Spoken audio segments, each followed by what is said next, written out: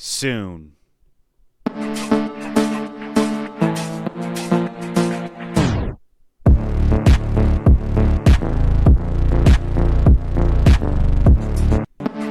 We got the update! We got the news update!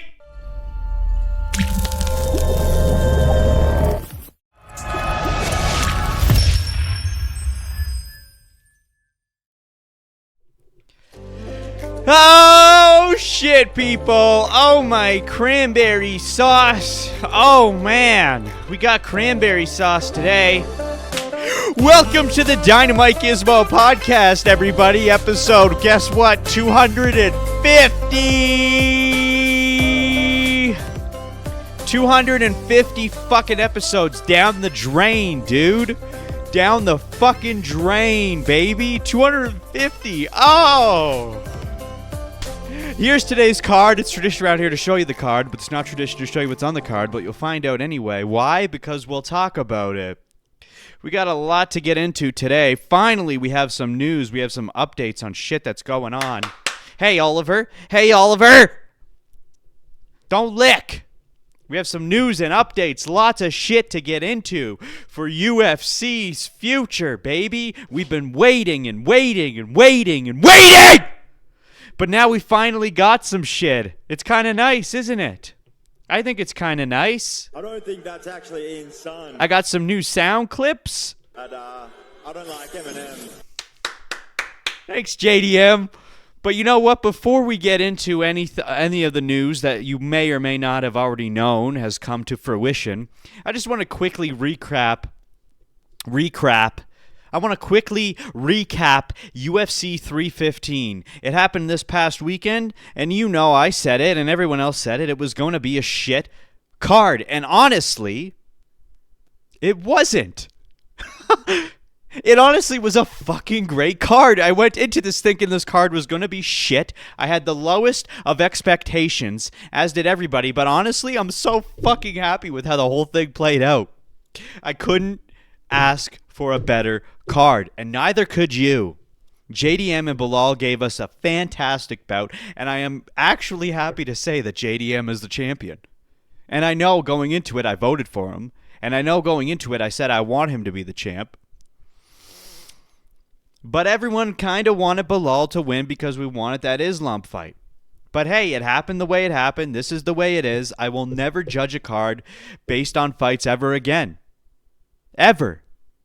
I swear to God. And I know this is probably a casual take saying that, but I mean, I'm fairly new into the sport in terms of watching it full time anyway.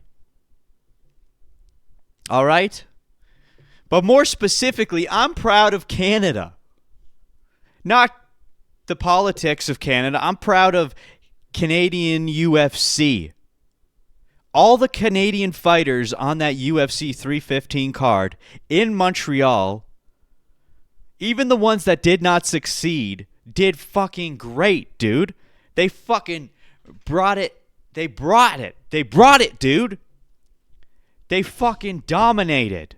And they did. No, they won, and they fought so well. Even the ones that didn't win, they still put on a great fucking show, dude. This gives me hope for the Canadians in the UFC. Normally, you see a Canadian in the UFC, you're like, I'm not even gonna bother voting for this person. But look how fucking good they did on 315. I'm glad to say, finally, that a Canadian card turned out above and beyond its expectations. Because usually you have the Canadian cards, you got the Canadian fighters on it. It's usually not that great of a card. They don't stack it. The fighters don't put out. And it's kind of just like, whatever. But this didn't go that way. This was awesome. This was one of, if not the best card we've had this year. I don't know if it would be the best. I think 314 was. But I'd put this in second place for me personally. And if you disagree, that's okay. Okay? It's okay if you disagree with me. That's totally fine. You don't have to agree. That's your own opinion. All right? But I have clips. I want to see some clips of every single thing that happened. Marc-Andre Barrial gave us a brutal KO. Performance of the night. He put a dent in Bruno Silva's head, and he left on a stretcher. He elbowed him in the head, I think it was an elbow, and put a dent in his head. Take a look at the screen, my guy. You want to see someone get a dent in their head? Look, I'll show you. Actually, let me do this. Ka-chunk. Fat dent. Do you see that dent, dude? Watch. Katuki. Look at that dent. That fat fucking dent, man. Wow. Unbelievable. Okay? So that was the first Canadian. Well, the opening fight of the night was a Canadian, but he did lose. But then Mark came in and fucking dominated. Then Jasmine. How do you say her name? Jazdavicius. She submitted the former champ Jessica Andrade with another performance of the night bonus, dude. And I've got a clip of that shit here too. Actually, before we do that, here's a clip of fucking Bruno Silva leaving on a stretcher. The guy got fucking monogamated. He got monogamied. But then here we go. Jazdavicius. Imagine watching this shit live. If you missed it, dude, you missed something great because you thought it was going to be a shit card. And we're not even done yet. Okay? Then Mike Mallet came in. The great Mike Mallet fucking clean KO'd Charles Radke. Bounces his head off the canvas multiple times after that motherfucker shit-talked Canada over and over again. Fuck, it felt good to watch Charles Radke fucking slam into the ground. Okay? Oh my God, it felt good. Bitch, oh yeah, dude. Fuck, it felt good to slam that fucker into the ground, even though I didn't do it. But he was talking shit, man. He deserved it. Okay? And then there was more. Zahabi came in and defeated fucking Jose Aldo after getting soccer kicked in the face twice in a row. And then Jose retired. There was a point where we all thought Jose was going to win because he was dominating the fight so badly. And then Zahabi comes running around the ring and fucking comes back and starts elbowing Jose Aldo in the face. Now, there's way too much to show between Zahabi and Jose Aldo because the whole fight was fucking fantastic. I'm surprised this didn't get, like, performance of the night or fight of the night. Maybe it did. I don't remember. But, man, was it good. That dude, just getting absolutely crazy shit that went on. This was all night. This was going on all night. And then, to top it all off, I don't know if you remember, but last weekend, Jillian Robertson, or maybe it was the weekend before, got that fucking KO over Marina Rodriguez, which I got a clip of that shit here too, dude. Big shots. Rodriguez covering up. Yeah.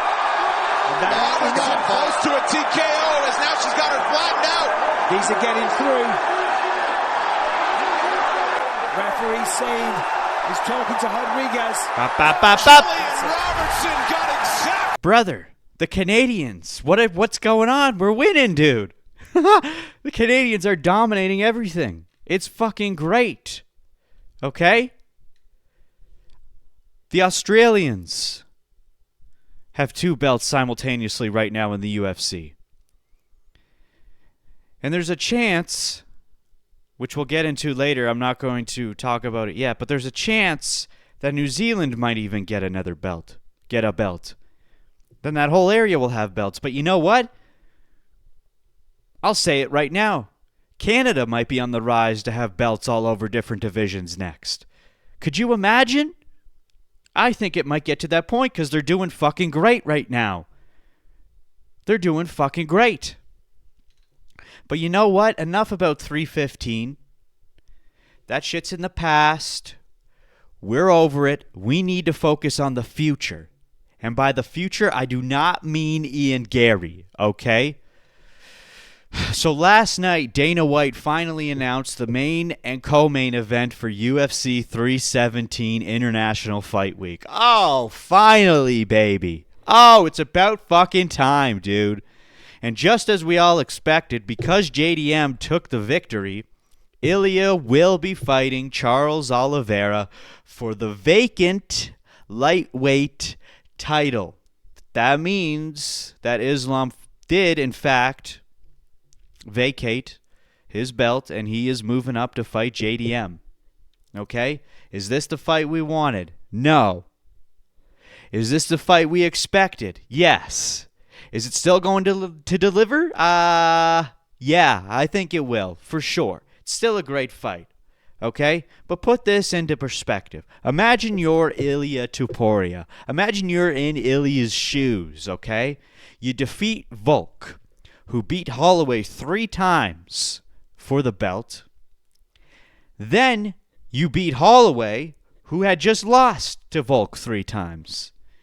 Then you decide, I'm going to vacate the belt and move up to lightweight to defeat Islam, who also defeated Volkanovski twice when he vacated the belt to move up and become double champ. And then, come to find out, turns out Islam was vacating himself. And does so as soon as he finds out that Bilal loses. After you just vacated your title in order to prove yourself against one of, if not the greatest, pound-for-pound fighter in the division. It would feel pretty shitty now, wouldn't it, if you were Ilia? Of course it would. But hear me out for a second, all right? Even though we don't get the Islam Topuria fight, okay, I actually think something bigger is in the works because of all this shit, okay? Yes, if Bilal would have won, we would have got that fight, okay? And it would have been great. It would have been big. But it didn't go that way, so I think there's going to be a plan for something even bigger, and here's how it's going to go down. We're still going to get the Islam versus Topuria fight. Okay? We are still going to get it. Because if Ilia wins against Charles on UFC 317, that means Ilia is now the lightweight champion. Undisputed. And if Islam wins against JDM, whenever that ends up happening, I think Islam is going to keep the welterweight title, and he's going to move back down to lightweight, then fight Ilia for the lightweight title while still holding the welterweight title, being the next and greatest double champ to have ever do it. And he'll continue to defend 2 titles. Now, I know what you're saying. You're screaming at me right now, and you're saying, Dana says they don't want to do double champs anymore. They don't want to do double champs anymore. Okay, everyone's been saying it. Okay? They've been saying that it's been confirmed that Dana doesn't want fighters to hold 2 belts simultaneously anymore. Okay? But I've got a clip to show you here, okay? He said some shit about this, which confirms that all that is actually not true at all. Not even slightly a little bit, my guy. Here it is here. Lopez said in an interview that the UFC are going to try and sort of stop double champs from happening in the future. Like, so if this case happened, you would have asked Ilia to give up the belt. I don't know if that's a rule, but is that something you'd rather see guys actually vacate rather than try and do both at the same time? Unless you think you can, defend your title. Listen, if there's a guy that thinks he can do it and wants to defend both belts and has accomplished all these great things, I would have no problem with it. But you're going to be busy. Lopez. If there's a guy, okay? If there's a guy. There is a guy. And the only guy that would be is Islam. There's no one else who can be that guy, the guy, other than Islam. And I know that's an old clip, but he still said that. He said that. That wasn't even that old of a clip, but he said that. So it's not, there's no evidence set in stone that Dana White or Hunter Campbell or anyone actually specifically came out and said, no more double champs. All right? Islam did the other day put up a post claiming that he's not vacating his lightweight title, which I have that tweet here. This Saturday's main event will define what's my next move is. But regardless of outcome that fight, I'm not going to vacate my lightweight title. We might get real contender there. He needs to work on his English. But you know what he's saying. So obviously, things have transpired since. He did actually vacate the title, unlike what he said. So this just might be him foreshadowing that he isn't going to leave his lightweight title without him behind the reins for too long. Okay? Sure, he vacated it for now, but he's going to come back in and steal it. Now, I imagine people are going to say I'm stupid and I'm a casual who doesn't know what he's talking about, and maybe you're right. But I'm allowed to have an opinion now, ain't I? But just think about where we're at in the UFC right now. Think about the amount of people that have been complaining and bitching about no stars, including myself. No stars, no hype, not good cards, just getting shafted left, right, and center. We need this extraordinary kind of excitement and thrilling energy to get things going once again. And we know Islam is perfectly capable of achieving this goal. And this way, rather than have Islam fighting a vacated featherweight Ilia, which is what we originally wanted, he'll be fighting the current lightweight champion Ilia, being a welterweight champion himself, reclaiming his own territory. That's way more exciting. And that is for sure a possibility of something that can happen. Now, if you follow the MMA guru, he was saying he could see Islam retiring after defeating JDM. And I'm thinking, like, I don't see that happening at all. I don't see that as even a viable option for Islam. I mean, of course, it's always an option. And don't even bring Khabib into this. You're like, oh, Khabib retired at 32 or whatever. But yeah, his father died. If it wasn't for his father dying, he'd still...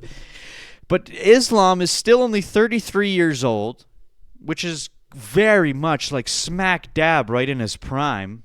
So he's more so than ever in his prime. And he's doing so good. And his record is crazy. He's 27-1, and his only loss was somewhat of a bad stoppage to begin with. So you could make the argument that he's 28-0. He's defended the lightweight title 4 times, and he fought lots of good guys.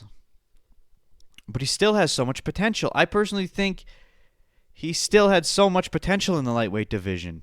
Specifically like Arman and Gaethje and Holloway and now Topuria. But if things go the way he plans for welterweight, then he will come back down and continue that reign at lightweight as well. I think even if he loses to JDM, he'll still come back down to lightweight as well, you know? Either way, he can come back and reclaim that territory. It doesn't matter. So I think this is actually probably even a better plan than what we wanted to begin with. You know, it is International Fight Week. We're supposed to have major shit. But this is still, there's still things cooking in the future. All right? So don't be completely disappointed. You got to trust the process, my guy. Okay, so then Nathaniel White also announced that Pantoja and Kai Kara France are going to be the co-main event, which we knew this was going to happen. It was either going to be Pantoja moving up to bantamweight and facing Merab, or O'Malley if he wins. But Pantoja is very adamant about not moving up a weight class at all. Like he doesn't, even the thought of moving up is not something he wants to do. He put out this ginormous tweet here, which, let me zoom in so we can read this fucking paragraph and a half. So here's what he said. Lately, a large number of followers have been commenting here asking me to face Merab and make history. But do I really need to make history? Along with DJ and Benavidez, I am the fighter with the most wins in the history of my division, 13. I am also, along with Demetrius and Davison, the athlete with the most wins by fast track, 7. I am the only Brazilian UFC champion at the moment, and I have defended the belt 3 times. I feel confident at the 57-kilogram category. Why would I change divisions, and what else to prove? I even think that my game would work well against Merab, but what about then? The UFC has already signaled that it is not interested in champions from more than one division, which we just talked about is not true, due to the delay that ends up occurring in defending the title. Therefore, to switch, I would probably have to give up the 57 kg belt. And honestly, today I don't see any point in this. I'm at the top, and that's where I want to stay. Maybe one day I'll change my mind and move up, but that's not my goal right now. My goal is very clear. I want to continue making history at the 57 kg category. It's possible for you to make history without having to win 2 belts, and I totally agree with this. Look at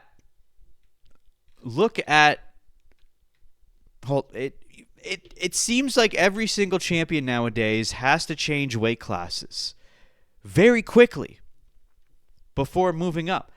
You would think, like, let's say the UFC didn't exist and you were trying to come up with concepts for the UFC. You would say, what would be the best way to do this? Probably wash out your entire weight class first, see how many defenses you can get in your weight class first, and then move up and try to do damage there. But that's not the way it is. It's becoming a trend now where it's like, okay, I got my belt. Let's do 1 or even just 2 title defenses, and then I'm fucking off up there and seeing if I can get that shit because I want those 2 belts, baby. It's greed. It's too much greed. What happened to the idea of clearing out the division first? Islam and Ilia don't see it that way. Okay? Pantoja's on a 7-fight win streak with 3 consecutive title defenses. And honestly, for some reason, I thought he was on a larger title run streak with less guys to conquer. I thought he did actually dominate the division. But it turns out he actually has more than I thought left. You know, he still has Amir Albazi, Tatsuro, Tara. There is Manel Cop. But he did beat him before winning the belt. But Manel's gaining a lot of momentum lately, and he's rising back up, so it'd be a sick fucking matchup. There's also Alex Perez, even Tajir Ulanbekov. He's rising up. So, you know, it goes without saying, but it's like as long as you're an active champ, Jon Jones, as long as you're an active champ, there's always someone who can challenge the title. Goes without saying. But mind you, you have to pick and choose your battles and decide the right times to move and do whatever. But if you're on such a dominant winning streak, let alone a dominant title win streak, why would you leave? Just see how long you can stretch it out. Keep it going. Ilia had so much potential. Even Islam had so much potential. They could have kept it going. Like he said, like Pantoja said, he's on the road to becoming as successful as Mighty Mouse, who, by the way, has 11 consecutive title defenses in the same division. Which not only that, but that is the record for the most consecutive title defenses in UFC history. And that's more impressive than winning a belt, defending it twice, moving up, defending it a couple times. All right? Because 11 title defenses in a row, that's so much more impressive than just having 2 belts. As GSP always said, records are made to be broken. Demetrius Johnson set the record. He set the standard very high for the flyweight division, or really any division. There's no one else. Anderson Silva had 10 consecutive title defenses, and he fucked it up at the last one because he was too cocky and flaunted around. Messed it up, dude. It just seems like nowadays every champ wants to get the belt, defend it a couple times, and move up immediately. It's way more impressive. Clean out your division, get an impressive title win streak, and then move up. right?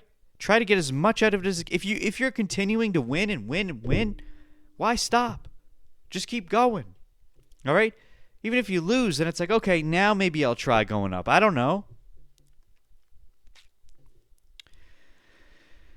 But it's like, I get it. There's only so much time in a UFC fighter's career. They have very limited time.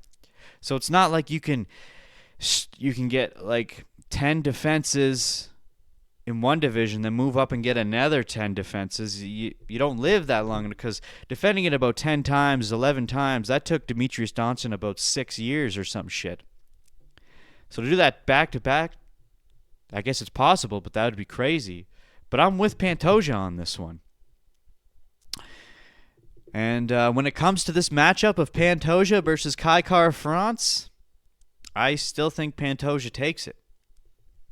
I don't think it'll be easy. I think Kai's getting much better, which is crazy. This is the second Kai that he's fought. Right? Kai Asakura, that Japanese guy they brought over from Ryzen, that was the guy he fought right before, I think. Anyway. And by the way, Pantoja did actually fight Kai Kara-France before, but it was in the Ultimate Fighter. It wasn't in the UFC. And Pantoja did take the win. All right, there was one other announcement that Mr. Nathaniel Whiteth made. And that is this. Dricus du Plessis versus Khamzat Chimaev. Yay! Yay! Yeah! We finally got one of the 3 major fights that we've been looking forward to this year. We know Ilia and Islam's not happening, at least not now. All right? So cross that one off. It's gone. Not happening this year. But we got DDP versus Khamzat. We got DDP versus Khamzat. Yeah, yeah. Now we just need Jon Jones versus Aspinall.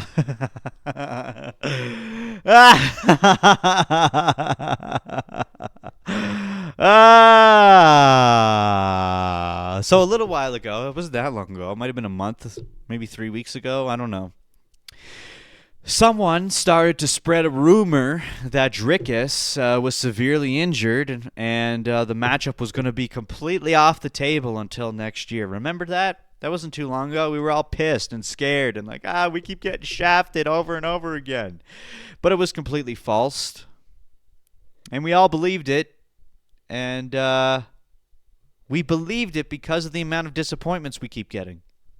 It was not unbelievable. It was completely possible. It was like, oh, of course Dricus is injured. You know, that's the way it felt. But Dricus, the brilliant man that he is, he stayed quiet. And he let the rumors just fucking spread and build, only to eventually come out and say this. What do we got here? Okay, so everybody had their opinions, rumors, and stories about a shin break and injuries, etc. I found it all very entertaining. Unfortunately, none of it's true. Myself and the UFC already discussed a fight date and opponent. The June fight was never signed. I did not pull out of any fight. I am the champion. I know when I fight you as a contender. Just show up when we tell you to. Fight announcement coming soon. Stay tuned. And guess what? We got that fight announcement last night. What a relief, baby. We got it. You know Dricus would come through. You know he would. And like I said, at least we're getting one of the 3. We're getting one of the 3 matchups we've been waiting for this year. Just like the second Jon Jones and Tom Aspinall get announced, it's like, oh, okay, I can relax. Then it's like, I don't give a fuck what else you throw at me. Obviously, keep giving us good stuff, but just let's get that. But we're not talking about that. So Dricus is going to face Khamzat in Chicago, of all places, for UFC 319. Khamzat's finally getting out of the fucking Eastern Hemisphere, and he's coming to the West, to the good old United States. Finally, baby. It was always up in the air on whether or not he was going to get his visa shit figured out. But looks like he's coming. The UFC hasn't been in Chicago since right before COVID. It was in 2019 for UFC 238, Henry Cejudo versus Moraes. So Chicago's getting a real fucking treat for this one. They're getting real spoiled. Okay? We just have to hope that Khamzat pulls through and doesn't get some sort of fucking illness or miss weight again, because you know he likes to do that. We've missed some fucking potential greatness on multiple occasions simply because of Khamzat not coming through. Between December of 2020 and March of 2021, Khamzat was scheduled 3 separate times within that short span to fight Leon Edwards, and all 3 times were canceled due to Khamzat suffering from an illness. He just kept getting sick. Now, mind you, it's like, okay, the guy's sick. It's not his fault. Whatever. Okay? But then in September of 2022, Khamzat was scheduled to fight Nate Diaz on a main event. Okay? This was huge. This was massive. It was a fucking one of the biggest high-profile fights we've had in a while. Headlining a main number card without even a title on the line. There was no titles on the line. That's how big this was. And Khamzat came in at the weigh-ins 8 fucking pounds overweight. Screwed the whole fucking thing up. And then he just like gave everyone the finger and was like, fuck you, I don't give a shit. So the UFC had to scramble and they had to bring someone else high profile in because they don't have a title on the line. So they have to do something. And luckily Tony Ferguson came in and they did that instead. Still a great fight, but fuck, man. That was their last opportunity to see Khamzat and Nate, and it squashed. It'll never happen again, ever. We'll never get to see that greatness. That is my number one biggest disappointment. That is the one fight that I wanted to see more than anything, aside from like Khabib and GSP, but that's like whatever. But this was going to happen. The Khabib and GSP fight was never established. That wasn't going to happen. Khamzat and Diaz was ready to go. They got all the way to the weigh-ins. And he was 8 pounds overweight, dude. It was so fucked. They still put him on the card. He was the co-main event against fucking... what the fuck's his name? How am I forgetting his name? You know who I'm talking about. Black dude who's super active. Kevin Holland. Oh, so we'll never get it. But anyway, that's not the only thing Khamzat did. June of 2024, Khamzat was going to fight Whitaker in Saudi Arabia, and that also was going to be a main event. It was a fight night, though. It wasn't a main number event. But again, Khamzat developed an illness, and he had to back out. The crazy thing is this only happens when Khamzat has to headline events. This only happens when he's headlining. When he's not headlining, he's totally fine. But the second he has to headline a card, he gets sick or he's overweight. Like, what's going on? So we can't get our hopes up completely yet about Dricus and Khamzat. Like, we have to stay on our toes right up until the point that they step into the octagon. Because who knows what the fuck's going to happen. And you know what's funny about all this is Dricus. Okay. So, look at this. So, it was announced that Nasruddin Imavov is the official backup for Dricus versus Chimaev. Okay? And then Dricus posted a story, said, guess I'm fighting Imavov Nasruddin. So he's in on this whole joke too. Like, he gets it. He's like, fuck, dude. Khamzat might not show up. And I'll tell you what, if Khamzat doesn't show up for this fight, or if he's overweight or gets sick or some stupid shit happens, fuck Khamzat, dude. He's so good. Khamzat's so good and so entertaining to watch fight. He's so good. It just sucks that this has to happen every time. But we'll see. We'll hang in there. But we know Dricus is good. Because when it comes to Dricus, okay, he has withdrawn from a couple fights early in his UFC career. But one was due to an injury. Okay? Fine. Guys get injured, but he's only had one ever. And the other time he had to back out was due to visa issues that couldn't allow him to leave or get into the country.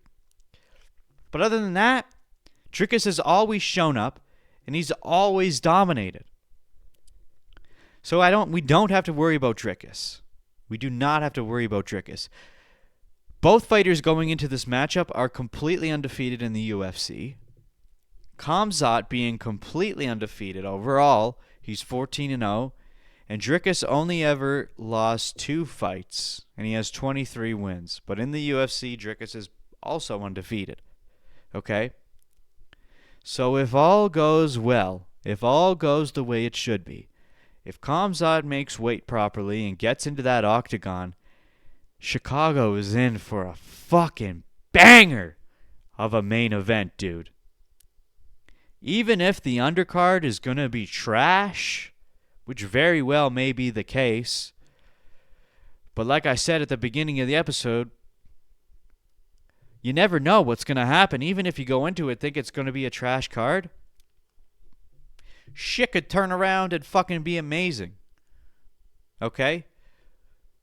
But with that being said, there are some fights that you know there is no way this is going to disappoint.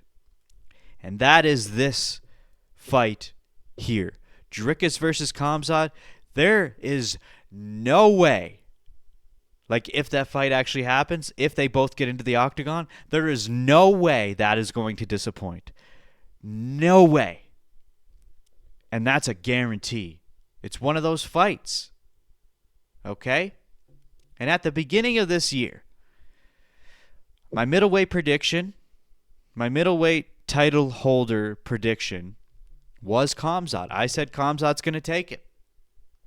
Now, as it sits so far, with all the title matches that we've had, I've been completely wrong with all my predictions.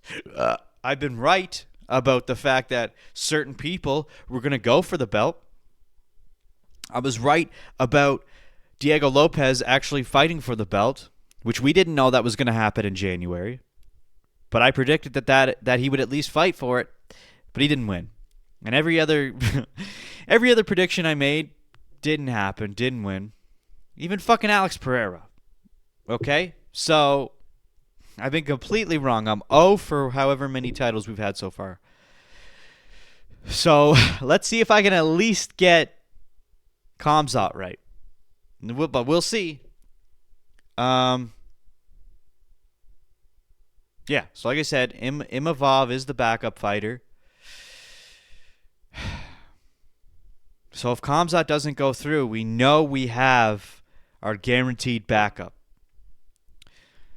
Now, I like Imavov, but man, it would be a real disappointment if Khamzat can't go in and we get Imavov.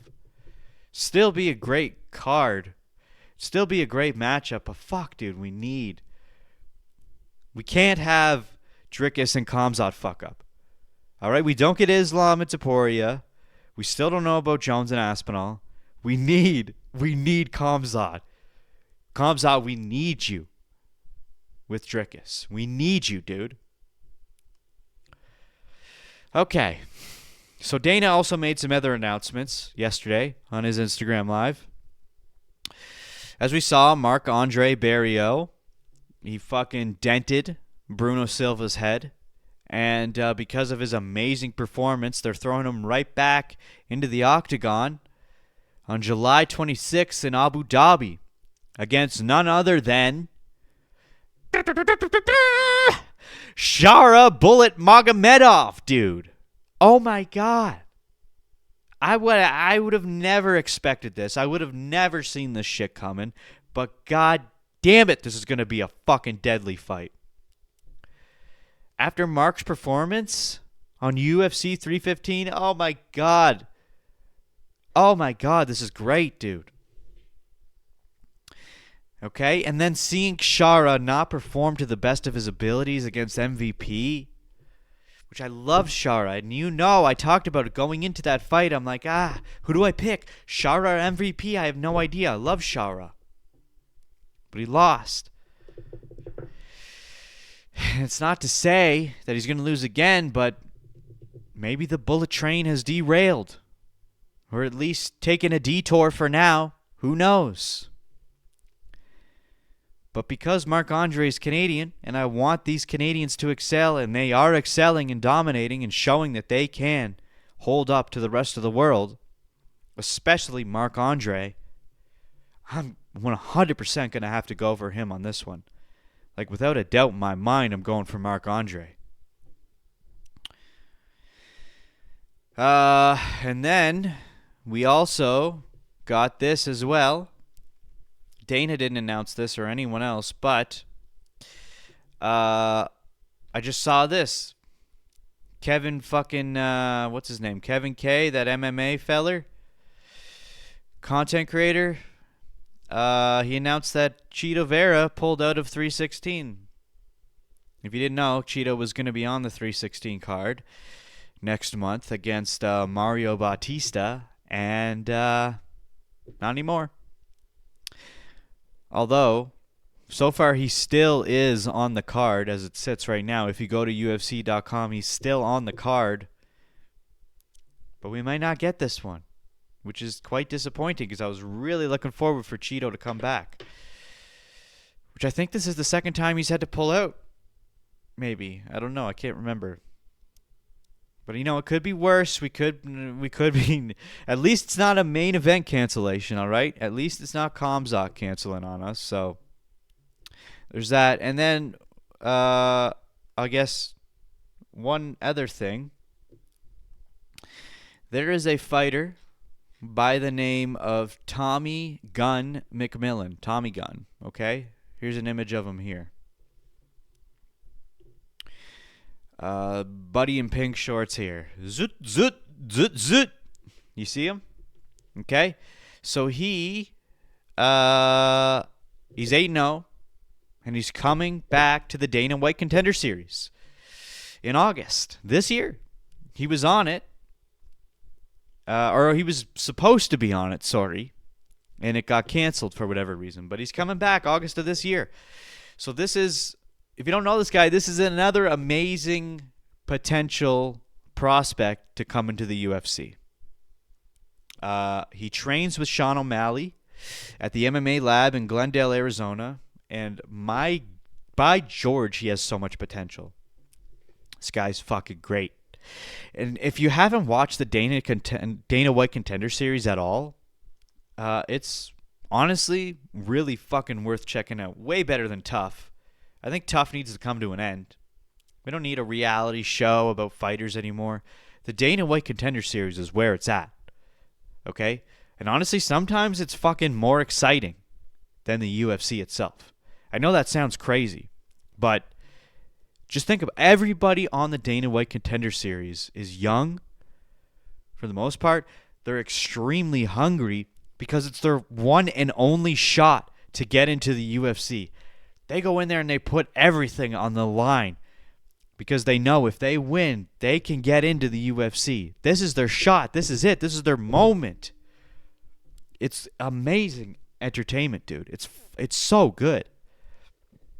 And it's also an opportunity for the fans to watch guys rise from a nobody to potentially becoming a UFC champ, or even just watching them rise through the ranks, or watch them fight their way through the UFC. Maybe they don't make it and they get cut eventually, but at least you get to watch them go through their fucking process.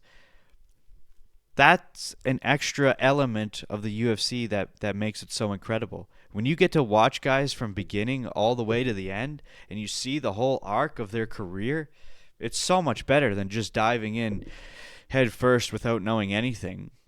When you have the story and the attachment and you get to know the people as is, it makes it that much more entertaining. Now, we've been talking about Jones versus Aspinall this whole episode. And I talk about it probably every episode, if not every other episode. Because me as well as every other fan of UFC want this fight more than anything. Some people wanted Ilia Topuria more than this. Some people wanted Dricus and Khamzat more than this. But I think for the most part, the Jones versus Aspinall fight is more wanted than anything. And during Dana White's update, breaking news that he revealed on Instagram last night, he ended the live stream by saying this. Tom Aspinall, I didn't read it. I told you guys already, we'll get Aspinall versus Jones done. Jon Jones versus... He can't even say it. The heavyweight fight will happen. Just relax. I'll announce that soon. He can't even say his name. He can't even say his name. The guru was right. Dana can't even say Aspinall's name. He pretends to cough, and he just says the heavyweight fight will happen. He goes, Jon Jones versus... the heavyweight fight will happen. Why didn't you say Aspinall? Now, prior, he did say we'll get Aspinall versus Jones done. He did say that. So again, we'll see. We'll see. That's what it is every time. It's always we'll see. He always confirms with us. He says, don't worry, I'll get it happen. I'll make it happen. There's no need to fret. It's going to happen no matter what. Blah, blah, blah. But I'm calling it now. I guarantee if it does happen, it's not going to happen till November, and it's going to be at Madison Square Garden. And honestly, I'd be fine with that because at least it's happening. But if that is the case, I was thinking about this. If that is the case, if it is in Madison Square Garden in November, my birthday is in November. And I'm honestly, if that's the case, I might consider going to Madison Square Garden to watch this shit live. It'll be my first live UFC event. And it'll be Jones versus Aspinall. One of, if not the greatest fights in the history of UFC. It'll be my birthday month. It'd be like the greatest birthday ever. It'd be expensive as fuck. But I think I could find a way to do it. That's even if it happens. Who knows? Imagine if they did it in Canada. Oh my God, that'd be crazy. Then I'd have to go. But that's not happening. Anyway. Yeah, that's it. If you like this episode, you can consider subscribing, liking, commenting, sharing it, hit the bell, whatever, man. I don't care.